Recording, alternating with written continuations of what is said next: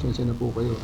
Ito ay kailangan lang gawin para ang ultimate objective ay magawa natin, which is to bring him to the Hague in the International Criminal Court. Ultimate objective po nila yun, mga idol.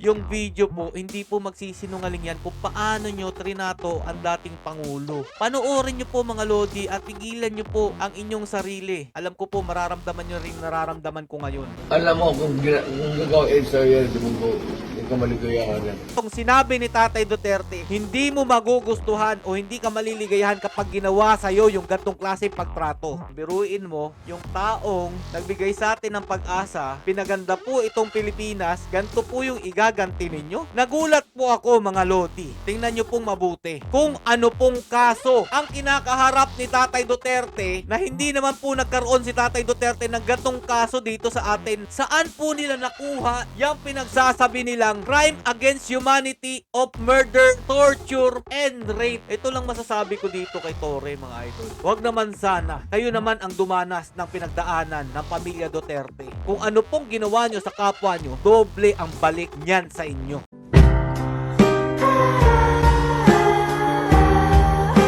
Grabe yung ginawa pala nila kay Tatay Duterte, no? Kasi meron na naman pong lumalabas na video bago po nila dalhin sa The Hague, Netherlands. Ito po si Tatay Duterte. At grabe po talaga ito si Torre. Lahat po ng karapatan ni Tatay Duterte binaliwala po niya. Ano po yung mga kasinungalingan na sinasabi po ni Torre? Panoorin nyo po muna to bago natin ipakita sa inyo yung video po bago po siya dalhin sa The Hague, Netherlands. Sir Jeff, ang inupuan niya, upuan ng presidente ng Pilipinas yun.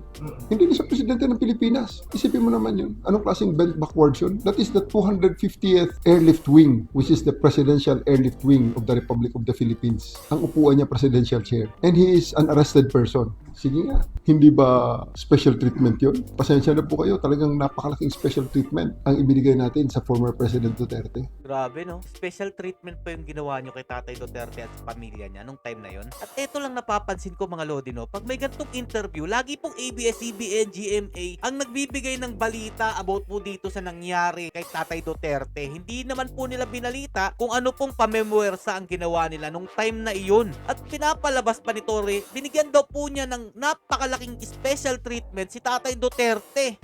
Nakakagalit talaga tong taong to. Para wala lang gulo at mapagbigyan ang lahat ng kanyang kahilingan. International Court na ang nagbigay ng warrant niya. Oh, kasinungalingan. Ang International Trial Court daw po ang nagbigay ng warrant niya. Kasinungalingan talaga, mga idol. Pero wala po siyang naipakitang warrant of arrest. Tapos nandyan siya sa upuan ng presidente rin. Anong klaseng treatment yan?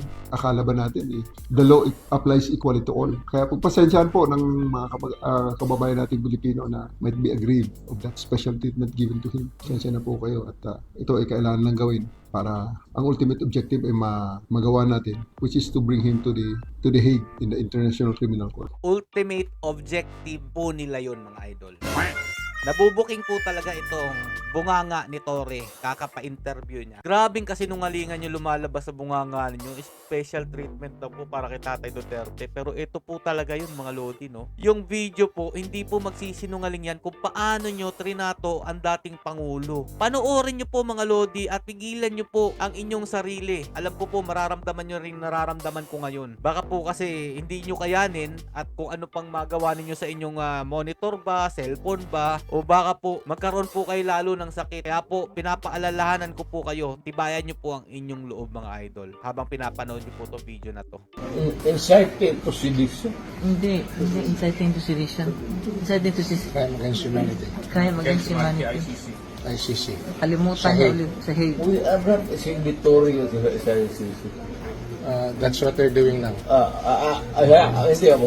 Yan ako hindi papayag. I am a Filipino. You are all Filipino citizen. Ako, pag nagkasala, you prosecute me in Philippine courts with the Filipino judge, the Filipino prosecutor, at magpakulong ako dito sa bayan ko. Kung sakali. In-explain na po sa kanila, mga idol, dating prosecutor po ito si Tatay Duterte, kaya alam na alam niya po kung paano po dapat binibigay yung tamang proseso. Pero eto po, mga Lodi, si Torre hindi po nakikinig. Woo! Kagalit. They're preparing you to bring you to the Hague. I am sure, I am very sure, I'm a lawyer, abogado ka man. I am sure the Supreme Court will rebuke them. Maski na hindi tayo maghingi na, the Supreme Court will rebuke that. Tignan mo. Wala tayo extradition treaty. At saka na-withdraw na tayo. Bakit mo ako dadalhin doon sa international body na hindi na tayo withdraw? That's a big question. Ipakausap ko lang sa Isipulong. Pakausap ko sa inyo. Nakakaawa si Tatay Duterte, no? Sinabi na po yung problema sa kanyang kalusugan, pero tinuloy pa rin po nila. Binahe pa rin po nila, mga idol. Do not need to. That's for the courts to determine, sir. Let's go, sir, please. As a former president, sir, as a prosecutor, Kaya nga, and a highly regarded president, sir, and prosecutor, let me ask you a direct question. Where are you bringing me? I'm bringing you to The Hague, sir, the Netherlands. That's impossible. So ito, Magkakaroon. Ano yan?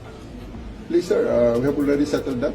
The decision has been made. Hindi ho ito. we have already settled that. The decision has been made. Hindi ho ito. Andiyan naman, sir, ang mga lawyers mo. Nakita naman nila, sir. Hindi yan. It's a decision of... Apat, sir. I have four slots. Sir, you can bring four members of your, including you, sir, four. We have 4 slots for you. No. You know, Andre, I'm sick. I'm sickly. May doctor tayo, sir. May dalawang doctor. 80 years old. Hindi lumalabas ng ano ang Sila. gamot. Let him speak. Ang gusto pong sabihin, mga idol, hindi na po lumalabas ng malayong lugar si Tatay Duterte. Yung Hong Kong at saka yung mga ibang lugar dyan, ang lalapit lang yan. Pero yung The Hague, Netherlands, mga lodi, 8 hours na biyahe po yan. At napakalamig po dun sa lugar na yun ngayon. Anak ng tinapay naman. I'm sickly. You have to determine first if I am fit for travel. Yes, sir. We're going to ask our doctor now, sir, to examine you. If you will allow us, sir. Oh, Ito, sir, ang doktor natin, sir. Paano? Colonel Rico. Asan ang mga gamit mo? Isang surgeon, sir. you cannot, alam mo, ang history ng health ng tao, hindi nakakuha ng Tingin. ocular. Inspection. You have to go to my doctor. Hospital muna. Let him explain.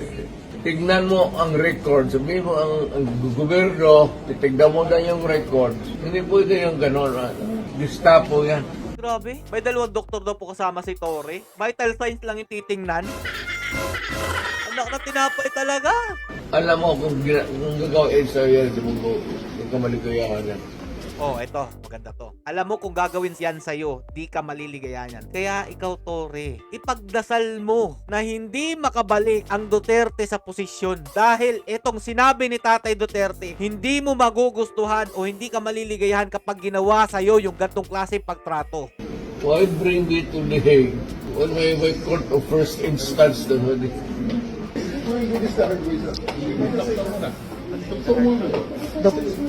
Doktor niya.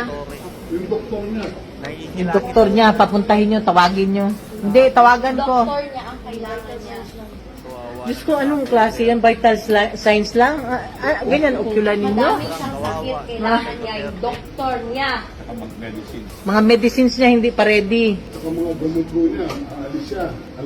Maraming ang sakit. Hindi niya siya pwede kunin na ganyan na kailangan niya ng gamot, kailangan niya doktor, kailangan yung nurse niya. Grabe mga idol. Sobrang sakit nung napanood ko po itong video na to. Biruin mo, yung taong nagbigay sa atin ng pag-asa para sa tunay na pagbabago ng ating bansa, binawasan po yung naging salot sa ating bansa, pinaganda po itong Pilipinas, ganito po yung igaganti ninyo. Kung ano-anong mga pribilehiyo ang natatanggap nyo, pinataas yung sahod ninyo, minahal kayo nung dating Pangulo, ganito ang igaganti nyo para lang sa sarili nyong interes. Para magkaroon kayo ng star na napakarami sa inyong balikat. Yan ba, Torre?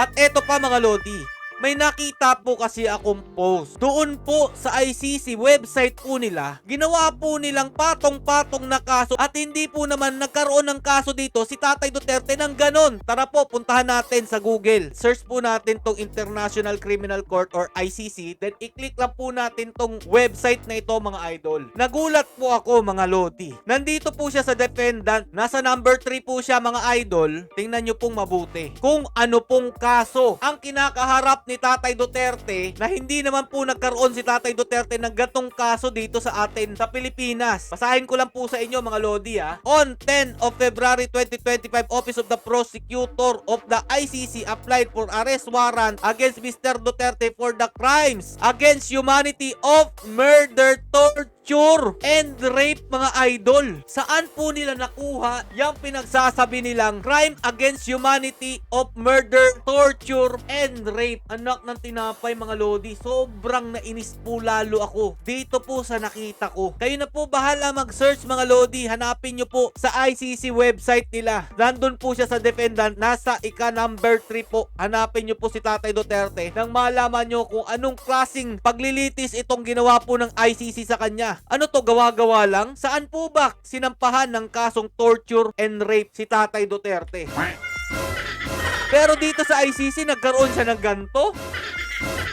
Grabe naman talaga. Nakakagalit. Ito lang masasabi ko dito kay Torre mga idol. Huwag naman sana kayo naman ang dumanas ng pinagdaanan ng pamilya Duterte. Dahil hindi naman po siguro natutulog ang Diyos. Kung ano pong ginawa nyo sa kapwa nyo, doble ang balik niyan sa inyo. Kayo na mga kasama nyo nung time na ginigipit nyo ang pamilya Duterte. Hanggang dito na lang po muna mga idol. Stay safe and God bless you all. Vote straight po tayo. PDP laban, line up, Duterte pa rin.